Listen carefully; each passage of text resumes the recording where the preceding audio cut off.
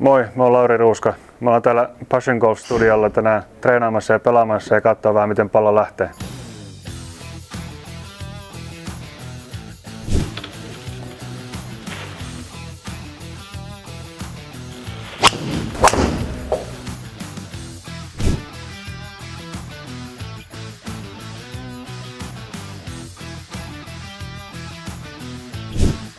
No viime vuosina tosi paljon enemmän ruvennut näkymään tuolla kisoissa, että varsinkin telkkarista kun katsoo isompia toureja, niin siellä on tosi paljon, melkein niin kuin ainakin yli puolella pelaajista on Foresightin laitteita nyt kyllä viime aikoina ja paljon myös Challenge Tourilla.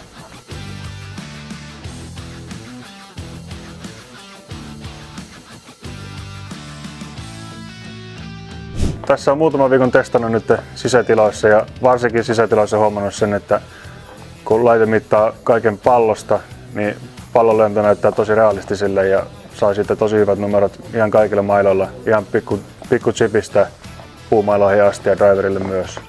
Että se on tosi iso hyöty varsinkin tälleen talven sisätreeneissä, että saa nähdä mitä sitten ulkona kun menee sinne, niin vielä saa lisää infoa ja pääsee käyttämään tosi paljon hyötykäyttöä.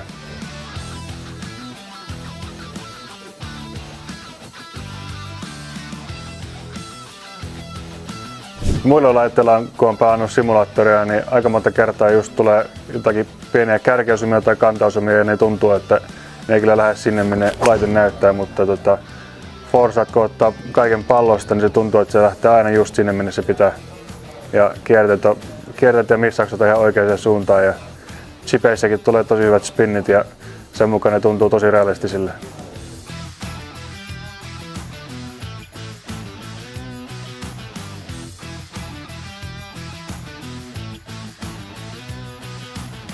No se mun mielestä tuo pelin niin kuin mahdollisimman lähelle oikeata pelaamista ulkona.